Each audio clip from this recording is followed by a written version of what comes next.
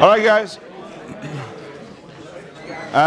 Just a quick note before we move on to more torque calculations. Something you need to know, and this is not something we're going to spend any time on in the course.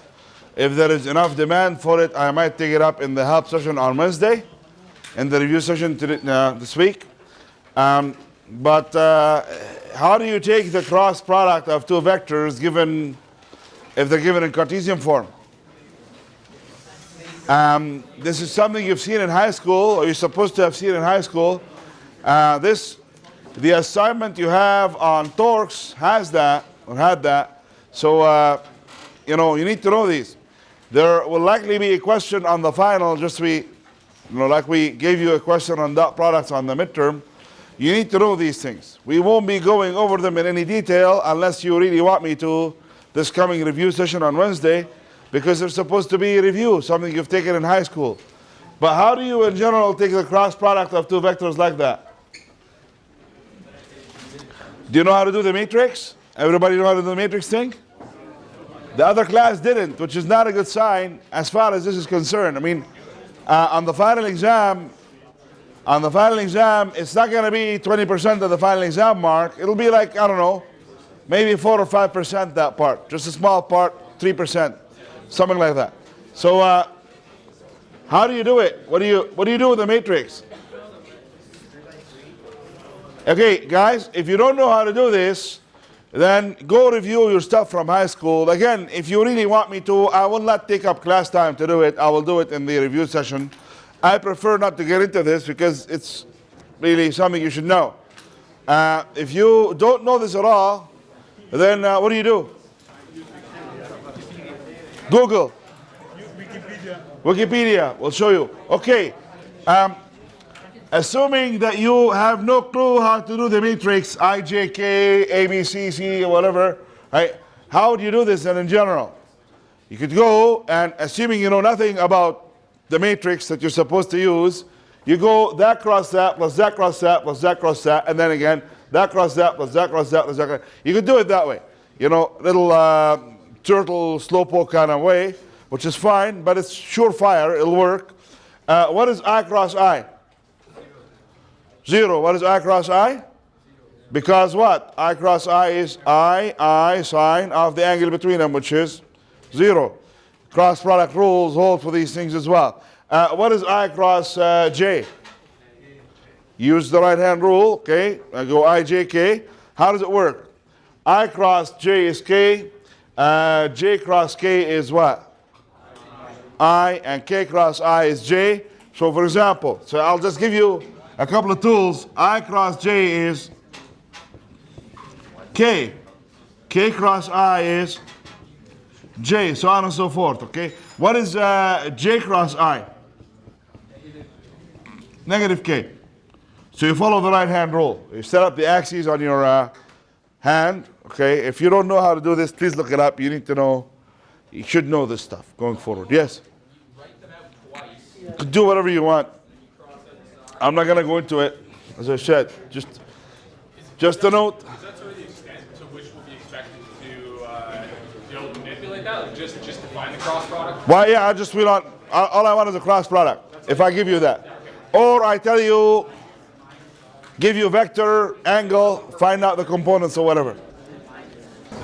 But really, guys, bottom line is, as an engineer, you should know everything about Cartesian systems. Cross product, dot product.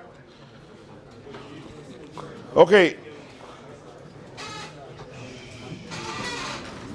Again, the reason we are spending so much time on torque is because it's a basic concept. Please close your laptops, guys, and reduce the noise level. You need it for this course. This is part of your core subjects. But more importantly, going into 106, which is more of a core subject for you guys, that's where you go into your stream, really. You will see a lot of torque and magnetism. So we need to know cross products for sure. We're spending a lot of time on torque, beginning with rotation. Then we go to Newton's second law for rotation, then we go to rolling motion, then we go to statics, about 4 or 5 topics that involve torque. Please take it seriously, and as an engineer, you should really know torque 100%.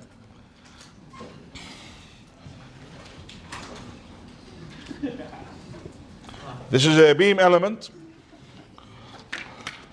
We'll take it in stages. This beam element has no mass. It's a massless beam element. Is it appropriate to say that a beam element has no mass? Structural element in a bridge? It is. To a large degree, most elements or a lot of elements you deal with are considered to be massless elements. Do you know why? We're talking about a bridge, talking about a structure that is huge, lots of weight, lots of stresses. The weight in the beam compared to, the stress on the beam compared to the weight of the beam is so large that you can consider the beam to be massless. They take a lot of load, these things. That is not really comparable to some beams. You can't neglect them because they're just heavy, and the way they're sitting, the load is comparable to the weight. But a lot of the time, a beam can be considered to be they're never massless, right? When you go to a bridge, there is something called, I don't know if you ever get into this, something called, you should know a little bit about it perhaps, a two-force member. A two-force member is a member that is considered to be massless. It can only support forces. When you stick a two-force member in a structure, at the hinges, it can only support forces going in or out. Simplifies things a lot. Okay, so you have this force pushing down on this thing. What do you call this support? Anybody know? That kind of support. This is a hinge. This is a what?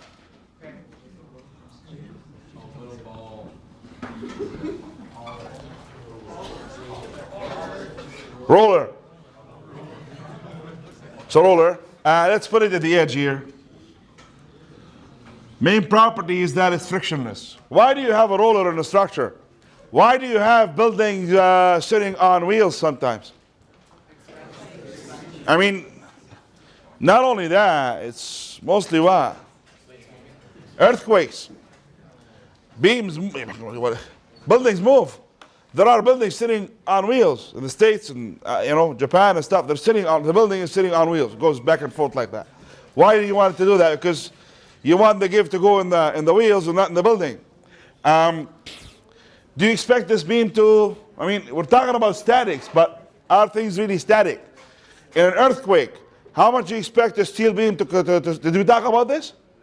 How much do you expect the steel beam to stretch by? This is the second part of the chapter. We don't cover it in this course, but it's in there. How much do you expect the beam to stretch by before it snaps? 20 some.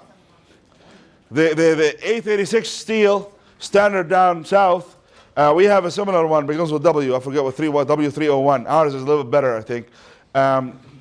No, honestly, guys, it's just the way it is. Did I tell you about the military tolerance for exercises here in the States? They're very aggressive. They're very progressive, aggressive, and crazy sometimes. If you want to get stuff done quick, you go down south of the border. They're very good. I've done research with them, and they're like, get down, get it done.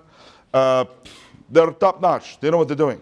Right? But they're too aggressive sometimes, or we tend to be a bit behind in terms of aggressiveness. We do stuff really well, but we're a bit more conservative. Our bridges, as a result, hold a bit more under duress than theirs. We do a better job being, our steel may be a little bit better than theirs. What do I mean? What dictates what? What makes the steel good or bad? No, it depends on. Okay, do I want brittle steel? What's brittle steel? Really hard steel in a building? No. Why? Really hard steel is it extends by 2 or 3% and then snaps and the whole building collapses. What do you want out of a building where you expect an earthquake? There is, eventually this thing, when it's going to snap, beyond a certain point, when a given structure extends by 3 or 4 or 5%, it's gone beyond the linear response region, elastic limit. The structure is condemned. It's got to go.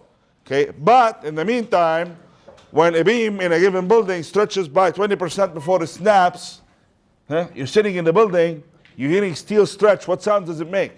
It screeches, and you have enough time to get out of the building if it's going to stretch. So the requirement is that it has to go by some percentage, whatever it might be. That is usually going to give you long enough time to vacate the building before it collapses. Okay? So depending on what purpose you want to use the steel for, hard is not always the best answer.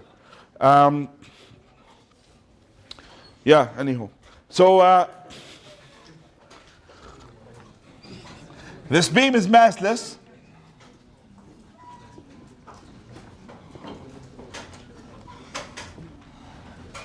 And the force is 800 newtons. The distance from here to there is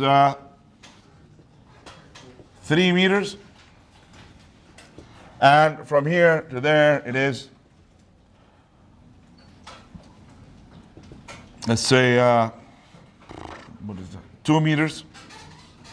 And from here to there it is 7 meters. Find all the unknown forces. Okay? Find what you do not know. The review session on Wednesday is going to be a little bit of rolling. I'm going to throw at you a rolling problem that has a habit of showing up on final exams. And a few statics problems, crazy statics problems. If you know how to do the statics problems we've been doing in class, you should be able to ace this part on the final. But then that goes for just about everything we've been doing. And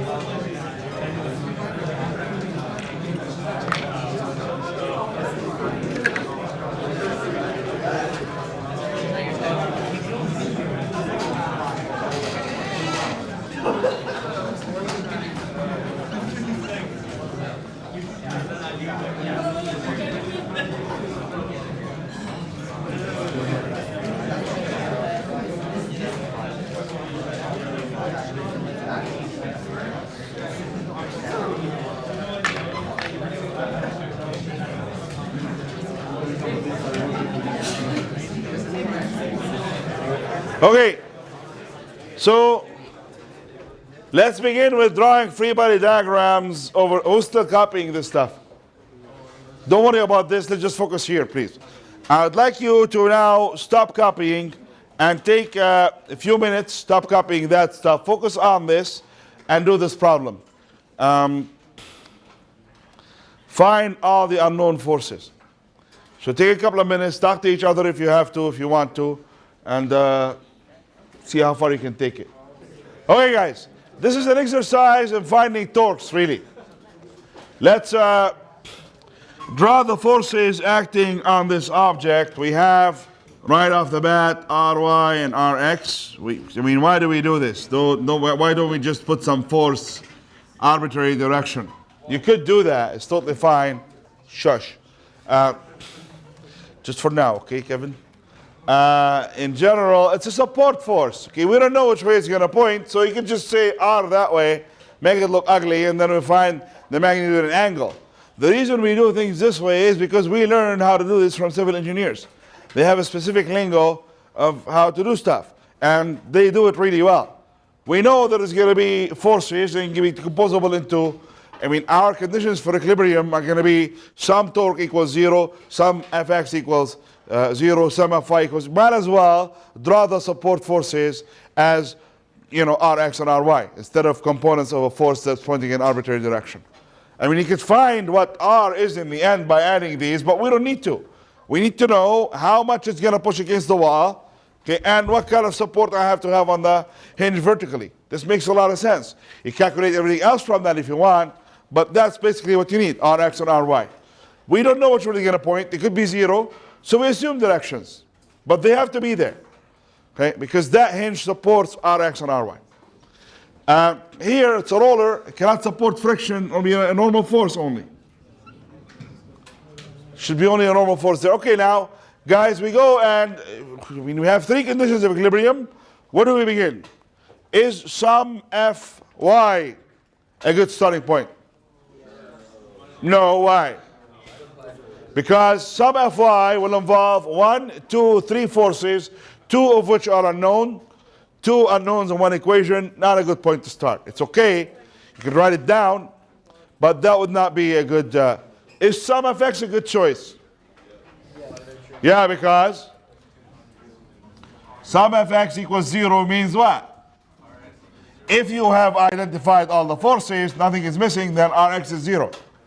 We're done with that part. And now, some of the torques, so please pay attention here, some of the torques about O equal to 0. So this is point O. What exerts the torque about point O? Does Rx exert a torque about point O? Why? Because the moment arm is 0. It points, this is the hinge, for example. It points straight at the hinge, right? So, there is no twisty action, there is no rotation involved. To have it give you a torque about a pivot, it has to act at a distance from the pivot. The perpendicular distance between the force and the pivot should not be 0. This one and that one have a moment arm of 0. They cannot exert any torques. We have then N and F. So torque of N plus torque of F equal to 0.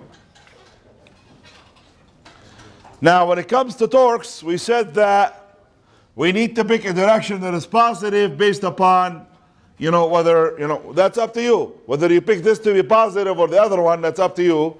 But the point being is that what governs the sign of a torque is not up, down, it's twisty, twisty, rotation. Which way is it going to go? Clockwise or counterclockwise, basically. So it has to follow that scheme. Now, next we have to choose which one is positive. Okay, and because n points up, and up is usually positive, we say the torque of n minus the torque of F equal to 0.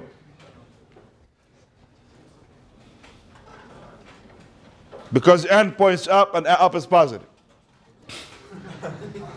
One time my supervisor, I was doing something in my thesis, my research, and we sat down and I thought I had it figured out. And okay, let's sit down and do that. And he's sitting across the table from me. He's a really awesome guy. And he goes, you know, but this is that. And he points out to something seriously wrong with my research. I'm like, I don't like your attitude right now. I don't think I want to talk to you. So what's your problem? Well, if we're defining it, some of the torques is a rotational force. So what? N is up, up is positive. Just keep quiet. Anybody else want to add, chime, and you know, whatever? What's going on here? This is okay. It's not okay? Whether you choose up or down is positive, first of all, guys, has no bearing on this problem whatsoever. So the idea that because this is positive, this, first of all, it's up to you, not necessarily true. It has no meaning as far as torques are concerned. I said up is positive, therefore the torque of n up and down, positive up and down, has no, all you go by is this. Which way is n trying to twist you? That way. Therefore, the torque of n must be what? This is wrong. Torque of n must be negative, and the torque of F must be positive. You end up with the same answer, of course, but this was wrong, now it's correct. Because the torque, guys, does not care about you. We're not even talking about F up and down positive. That doesn't even come into play in this case. It's which way it's trying to twist you based upon the sign convention you already established yourself. Okay, so what is the torque of n? Torque of n is easy. N times the distance, it is 7 meters times n. 7 times n equal plus, minus, plus. Now what is the torque of F? How would you do that? Find the distance, root 13 times F times 800. Who can spot it right away? Who spotted already? You are already playing in outfield. You've already been fouled. Mark, no way. I know you're going to say it's not right. Yes, you. What? What about this little kink and angle and distance? And what are you crazy? What? You take the radius from Pythagoras. Right, there we go. Pythagoras is what I want to hear. Pythagoras? There, that's the distance then. That's what it says. Yeah, that's why you're wrong.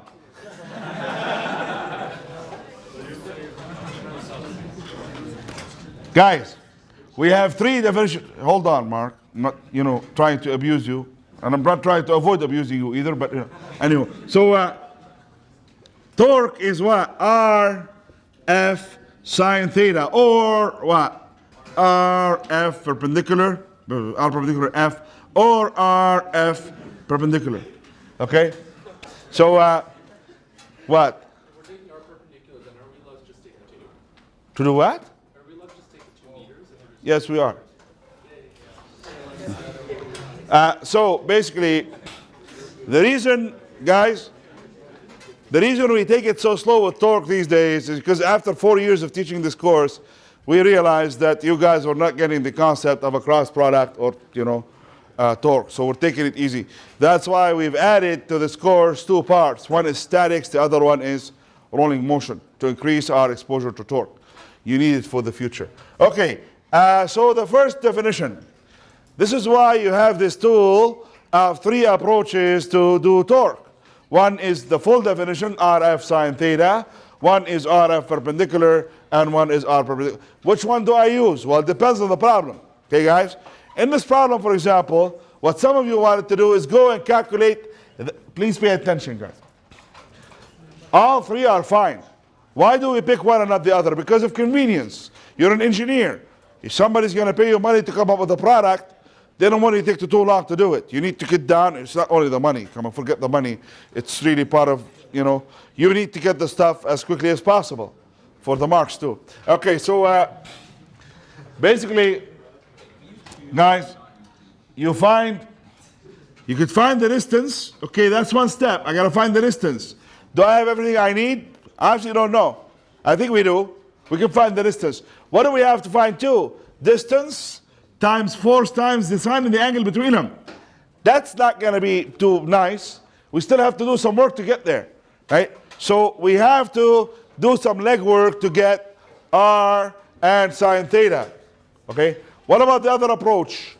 F perpendicular times r. Okay, fine. That still means what? How do you get F perpendicular times r? This is r, the actual distance to the force. You have to break up F into components this way, and that's ugly. It's more work, right? Or we do what? How do you do this in principle? How do you find the moment arm? Why? Show me how. This is my black pen. Don't muck up my diagram too much. Bam! Bam, perpendicular.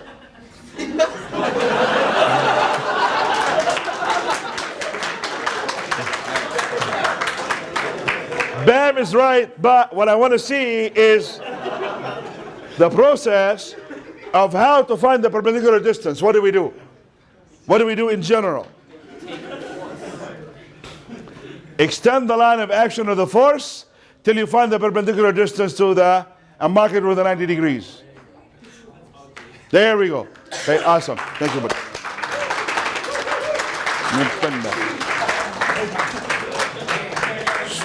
So, okay. So we applied what we know already. You extend the line of action of the force till you find, and usually, guys, in engineering problems, what we're trying to give you is with more practice, guys, you'll be able to develop an eye for perpendicular distances. You say this, that, and we're done. Okay? So in this case, the moment arm of F is this distance here, 2 meters. So F times 2 meters equal to 0. And F is 800. So minus 7 times n plus 800 times 2 equals to 0. Okay, and you figure it out. Okay, you find n from that. Okay, having found n, we are not going to solve the problem because it's a waste of time. Having found n, you go now and say sum of the forces in the y direction. Now we'll do it here maybe. No, right here. Sum of y equal to 0. Therefore, n as a vector, or ry, plus mg plus n equals to 0. Okay, and now, guys,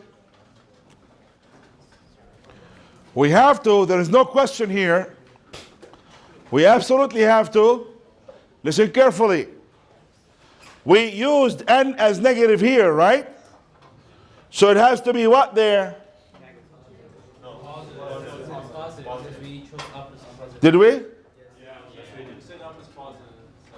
Yeah, what did I say that? No, forget that. We haven't decided yet. Anyhow, but that's fine. That was just a decoy, kind of. Okay, guys. But we have, okay, let's say that we forget about that. Forget about that sign convention. We have, according to this, n is what showed up as what here? Negative, right? So it should be what here? Whatever the hell you choose. Okay? They have no correspondence. Don't tell me because n showed up. Is n negative here? What is negative? Not n, it is the torque due to n. That is a different beast. They follow different rules. The torque is governed by the twisty, whatever. Okay? Turny, twisty. Okay? Get your mind out of the gutter. Yeah, what do you want? Is it really that important to interrupt my... What? Yes, please go ahead. What do you want? Oh yeah, I apologize. MG is garbage. F. There's no MG. I'm sorry. That was an honest mistake. Please fix that up. We meant, this is a massless beam, right, guys? So there's no MG. mg is 0. Okay. So guys, we're done with the torque. Whatever we did up there is fine. These are magnitudes anyways. This is a new equation. Forces are governed by a choice of positive, so pick up to be positive, let's say. Now we say Ry minus F plus N equal to 0, and from that you get Ry. One unknown from the first equation, second unknown from the second equation, and we are done. Okay, moving on, second example. Now that you have an idea of what we want, please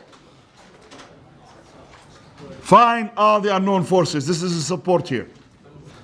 The fact that steel gives when it undergoes stress, guys. You're engineers, you need to know some of this. You're not civil engineers, but you need to know some of this. You know, the fact that steel gives when it's under stress, duress. There is stress and strain, right? Stress is the force you subject it to for a area, and strain is the amount of give that, you know, amount of stretch or the deformation that it has,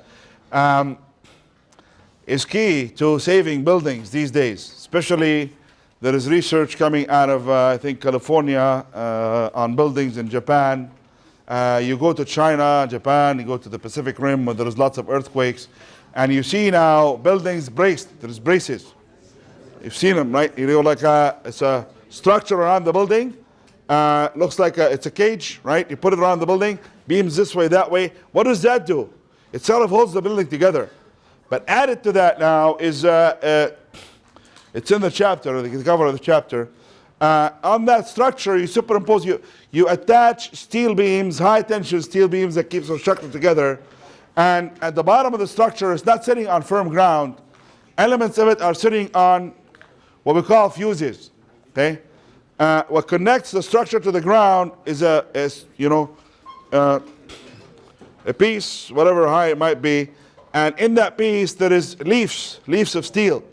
As the building sways, most of the energy, or a lot of the energy that was going to go to destroy the building, goes into, the first thing that gives is these, we call them fuses. Why I call them fuses? Because after the earthquake is done, if it didn't destroy the building, then you go and see these steel pieces, they're like leaves, like that. As the building twists and the cage goes back and forth, they twist too, absorbing the energy. They go beyond their elastic limit, they get destroyed, you know, they get torn apart or whatever. So you have to replace them, but at least it's only these things that you have to replace and not the whole building. So that's why you call them fuses. They take the shock, most of the energy goes into deforming them, and you replace these, saving the building. So we call it statics, but it's not really 100% static. There is elasticity in there. Yes? Is there still a lot of like active damping systems being used? Active which? Active damping systems? Because like where you have like a big sphere, big mass. Yeah, oh yeah. Oh, totally, yeah. They're used in, there's this cute, awesome building in Shanghai, I think. Has a big, one of those big bells. It totally works, yeah. We have a company local here that designs these things, yeah. Is this acceptable? Maybe, okay. What is ideal though? How do you draw this? Do you draw it on the same diagram, or you draw a separate free body diagram? Please keep in mind for the exam, don't do what I did. Draw a separate free body diagram, okay? Which does not show the roller and does not show the hinge, okay? Yes? Is there like three different free body diagrams for the different components of it? Like No, just two. the roller and the... No, that's fine. One free body diagram for the beam, right? That's enough. But don't do what I did because, you know, I'm superimposing one on the other. Okay, so here, let's take away the structure. This is appropriate now. I'll take that away, take that away. Now this is a proper free body diagram. I have Rx and Ry. And we have a normal force here. And, okay, so we could begin with some Fx. Okay, you saw something here. See something, you notice something that I did. It's a bit crazy. But beginning, I chose Rx to be this way. Why did I do that? It's very important. The force of the beam against the wall is going to be acting, so the Rx is going to be acting to counteract that. Has to be opposite to that. This is the force on the beam, right? The force on the beam should be really what? Opposite. What you're doing is you're pulling the beam away, right? What is the wall doing to the beam? Pushing it back in. This is wrong. The reason I put it in like that is to tell you that it doesn't matter. What you choose in the beginning, it doesn't matter. As a matter of fact, we're doing it on purpose. We're choosing the wrong direction on purpose to show you that it doesn't matter. Okay, so sum of x equals fine. We can begin with sum of x. That will tell us that Rx is equal to negative 1100. You keep it like that, that's fine. Okay, let me do that for you. Sum of x equal to 0. Therefore, the 1100 vector plus Rx vector, you should really call that f. This is not appropriate, okay? You should just, f 1100, whatever you call it. Okay, equal to 0. This will be positive, so Rx plus 1100 equal to 0. Therefore, Rx equals to negative. So what do you do now? Do you go and change the arrow? You leave it as is. This is totally fine. We know what's going on. This means that you picked the wrong direction and Rx should be pointing that way, but you leave it like that. This is acceptable. This is exactly what it should look like.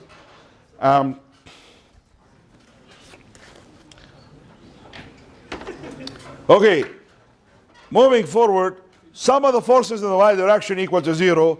That's also decent. We can begin there.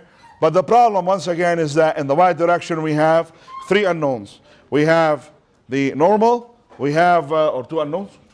2 unknowns. 2 unknowns in one equation, it's not going to work. So that's not going to help us. So let's not do that. So some of the torques, again, you could sum torques about anything you want, but we're going to begin with sum torques about y, or O, equal to 0. And the forces, again, for the same reasons that we discussed before, Rx and Ry have 0 torque about O. They don't cause the beam to bend. So we have the torque of the 1100 plus the torque of the normal as a vector equal to 0. And we pick one to be positive. Again, guys, torques are governed by our choice of twisty action, not up and down. Whatever is causing this to go this way is positive. So torque of 1100 is positive, minus torque of n is negative, that's equal to 0. And the torque of n is easy. Torque of n is 6 times n, so 6 meters times n. The torque of the 1100, however, where is that? Again, we do not want to get into calculating, you don't want to use this. That's no good. Because that means what? Rf sine theta, calculate that distance, calculate the angle theta. It's too much work. We don't want that. We don't need to do that. Because all we need to spot is perpendicular distances.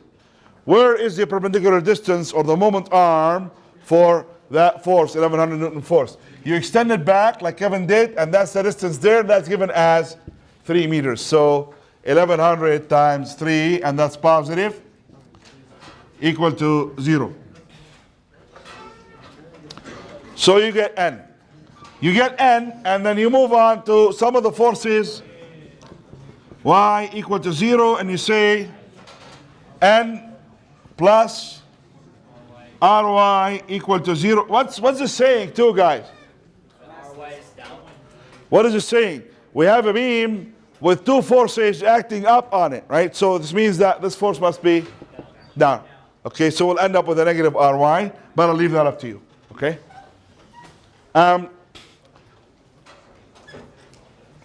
Before I let you go today, I will need to keep you here for 2.5 minutes past the mark. Do you have to go far? I'll make it 2 minutes past the mark. Okay? Please think about this for exactly 1.5 minutes, and I'll give you tips to do it for 2 minutes after. Here, guys, which approach do you use? A, B, or C? 1, 2, or 3? Use both. Break the force up into 2 components. Quiet. What we do not want to do is get into the business of calculating the distance from here to there. One reason is that, can we do it in the first place? Yes, we can. Right? We can, because what? We have this, that distance, and that distance. We're able to do it.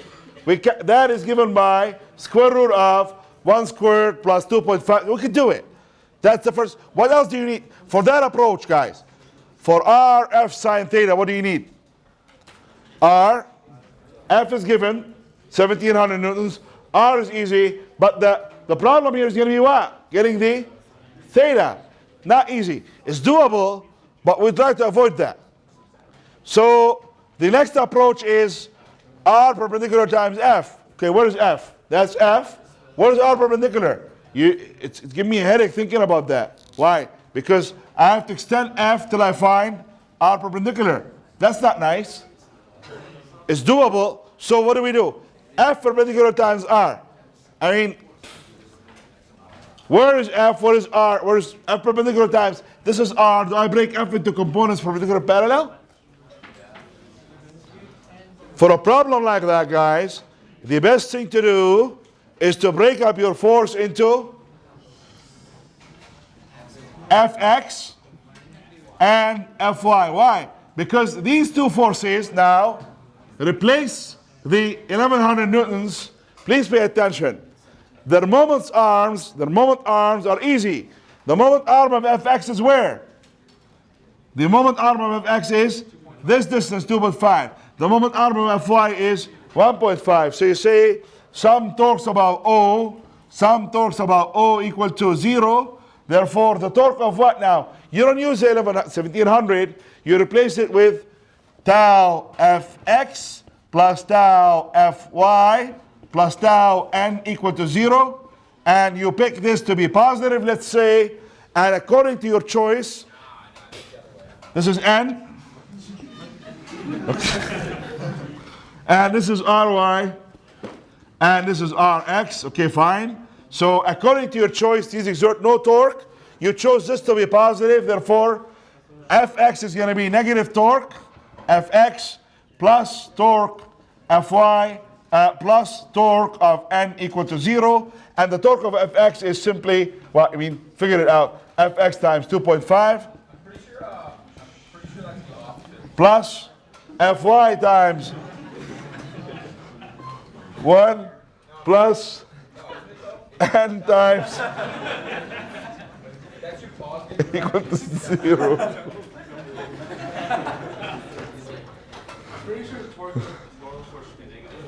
Yeah, you're right. Torque of normal force should be. Please fix that up. He's right about that.